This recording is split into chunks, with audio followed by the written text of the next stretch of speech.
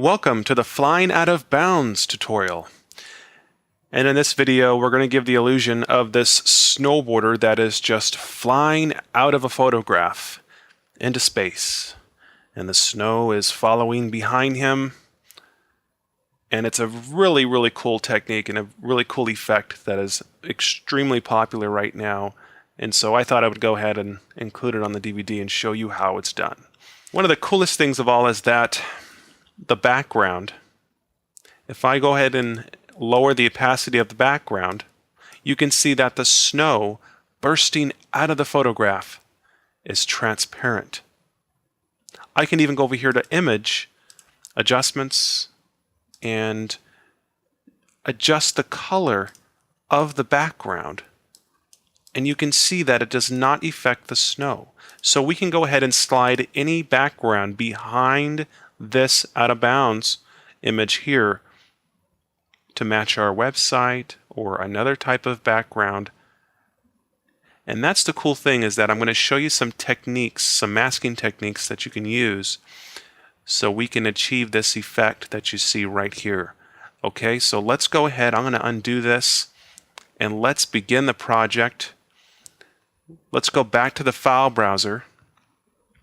And I want you to open up the stock image with the snowboarder here. Now you can use your own images at home, but I would recommend that for the first time you do this is to use the image that I have.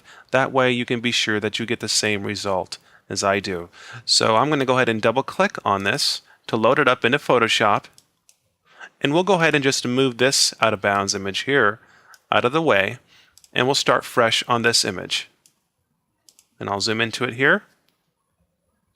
Alright, and the very first thing, let's go ahead and create a background for this out of bounds effect. Now you can see that the photo of the snowboarder is actually the background currently, so that's really not going to work for us. We need to create a new layer and drag it below this layer of the snowboarder. And so what I'll do is over here on the layers palette, I will make a new layer, and let's call this one background. This is the real background. And then I'll double click on the original background here and just give it a name, snowboarder, and go ahead and drag this layer above the background, the new background layer that we've created. And I can make this invisible right now.